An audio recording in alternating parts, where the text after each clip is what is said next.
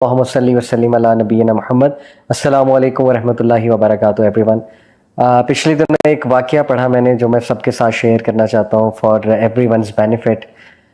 इसमें देखें कोई दूसरी राय नहीं कि आजकल बहुत मुश्किल टाइम चल रहा है। मुल्क की बात की जाए तो उस हवाले से मुल्क की हालात की बात की जाए, महंगाई की बात की जाए या ओवरऑल स्ट्रेसेस की बात की जाए, ओवरऑल लाइफ काफ़ी स्ट्रेसफुल हो गई है बिकॉज ऑफ वेरियस फैक्टर्स। और सवालात भी बहुत इस पे आते हैं। कुछ लोग घरेलू हालात की वजह से परेशान हैं, कुछ लोग फैमिली इश्यूज़ की वजह से परेशान हैं, कुछ लोग औलाद के कुछ इश्यूज़ की वजह से परेशान हैं, कुछ लोग बे औलादी से परेशान हैं, कुछ लोग जो है वो अनएम्प्लॉयमेंट से परेशान हैं, इसी तरह कुछ लोग जो है वो हार्ट ब्रेक से परेशान हैं, किसी को कोई चीज़ नहीं मिली, रिजेक्शन हो गई है लाइफ में, उस हवाले से परेशान है, कुछ बिजनेस इश्यूज़ के हवाले से परेशान है। तो यस, परेशानी तो आपको पता है किसी ना किसी शक्ल में आती रहती है ज़िंदगी में, और ज़िंदगी में ups and downs they are part of life. But ये वाक़या बड़ा अमेजिंग है। वाक़या है एक सिस्टर का, उन्होंने खुद ये वाक़या सुनाया और मैंने एक जगह पढ़ा तो मैंने सबके साथ फ़ायदे के लिए इंशाल्लाह ज़रूर शेयर करूँ। ये वाक़या वो सिस्टर खुद सुनाती हैं कि उन पर बहुत सख्त किस्म का काला जादू हुआ, सिहर, ब्लैक मैजिक, जिसकी वजह से उनकी सेहत बहुत डाउन रहती थी और उनका रिश्ता नहीं हो रहा था। मतलब काफ़ी ज़्यादा रिश्ते आते थे, लेकिन जब रिश्ता पक्का होने वाला होता था तो एकदम से जो है वो रिश्ता ब्रेक हो जाता था फॉर नो रीज़न।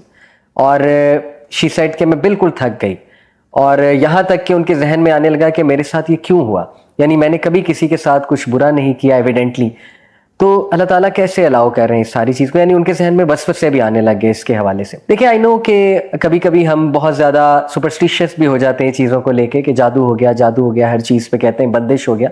लेकिन ये मैं आपको एक ऐसा वाक़या सुना रहा हूँ जहाँ एक जेन्युइन केस है। देखिए, जादू का कंप्लीट इनकार भी तो नहीं करना चाहिए ना, तो ये एक जेन्युइन केस है सिहर का, और वो सिस्टर खुद बताती हैं अपना वाक़या।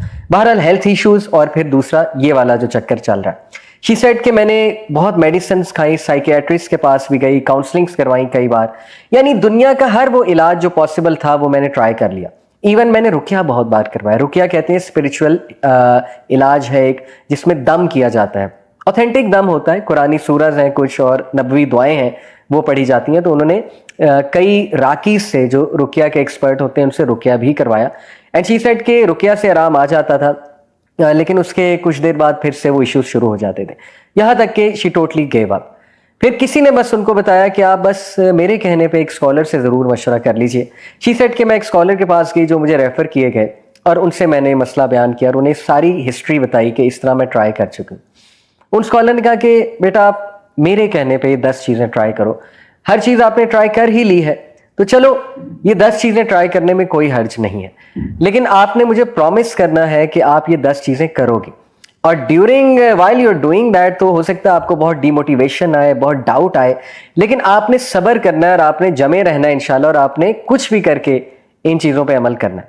शी सेड कि मैंने उनका ठीक है, आई विल ट्राई माई बेस्ट, मैं पूरी कोशिश करूँगी। उन्होंने कहा कि बेटी सबसे पहले you have to promise me कि आप रोज़ाना कुरान पढ़ोगे, चाहे 1 वर्स, चाहे 2 वर्सेस, चाहे 10 वर्सेस, चाहे 1 पेज, चाहे 2 पेज, जितना कुरान आप पढ़ सकते हो आपने मिस नहीं करना, आपने डेली कुरान पढ़ना है, ये आप उससे पहला प्रॉमिस करो। उन्होंने कहा ठीक है इंशाल्लाह, it will be on my list. दूसरी बात उन्होंने ये की कि आप तहज्जुद के टाइम उठ के, जितनी आपको तौफीक मिलती है इंशाल्लाह, आप तहज्जुद के टाइम उठ के अपने लिए खास दुआ करो अल्लाह से, और अल्लाह को ऐसे जुमले कहो कि अल्लाह मैं सबसे जो है वो नाउमीद हो चुकी हूँ और मैंने हर चीज़ ट्राई कर लिया, यार अब आप ही शिफा देने वाले हैं, मेरी सारी की सारी उम्मीद आपसे है और मैं इस घड़ी में आप ही से मांगती हूँ। तीसरी बात उन्होंने ये कही कि ऐसे औकात उनके बारे में पढ़ो जब दुआओं की कबूलियत के औकात। वो क्या क्या है? मिसाल के तौर पे हदीस में आता है बारिश के दौरान दुआ कबूल होती है, सफ़र के दौरान दुआ कबूल होती है, सजदे में दुआ कबूल होती है, नमाज में जो सजदा किया जाता है फ़र्ज नमाज में, उसमें उर्दू में तो नहीं दुआ कर सकते, लेकिन कोई जनरल दुआ मांग सकते हैं, जैसे रब्बना आतिना फिद दुनिया हसनतुन व फिल आखिरति हसनतुन व क़िना अज़ाबन्नार, ये बिल्कुल जायज़ है, अलॉन्ग विद सुबहाना रब्बियल आला जो हम कहते हैं। और ये जनरल दुआ करते हुए अपना मसला जहन में लाया जा सकता है, तो वो भी दुआ का एक तरीका है। और नमाज के बाद भी सजदे में गिर के उर्दू में भी दुआ की जा सकती है नमाज के बाद। इसी तरह उन्होंने कहा कि इकामत और अजान के दरमियान का जो टाइम है उस वक्त दुआ की कबूलियत है। और उन्होंने कहा इस तरह मजीद ऐसी रिसर्च करो कि कौन से जो है वो दुआ की कबूलियत के औकात है। उसने कहा ठीक है, मैं इंशाल्लाह इसकी भी कोशिश करूंगी कि वो औकात जब दुआ की कबूलियत है, जैसे नबी सल्लल्लाहु अलैहि वसल्लम ने फरमाया कि जुम्मे के दिन एक घड़ी आती है, असर से मगरिब के दरमियान उस घड़ी का जिक्र किया गया है, ज़्यादा जो ऑथेंटिक व्यू है स्कॉलर्स का, वो असर से मगरिब के दरमियान कौन सी घड़ी है। देखें, कोशिश करें असर से मगरिब ज़िक्र में स्पेंड करे बंदा। कोई एक फ्राइडे ऐसा रख ले, अगर हर फ्राइडे नहीं कोई अपॉर्चुनिटी निकल रही, कोई एक फ्राइडे रख ले, उसमें दुआ करें। उसने कहा ठीक है इंशाल्लाह, I will try to do this. चौथी बात जो उन्होंने की, उन्होंने कहा कि जिस मसले से बेटा तुम गुजर रही हो, उस मसले के बारे में दूसरों के लिए दुआ करो।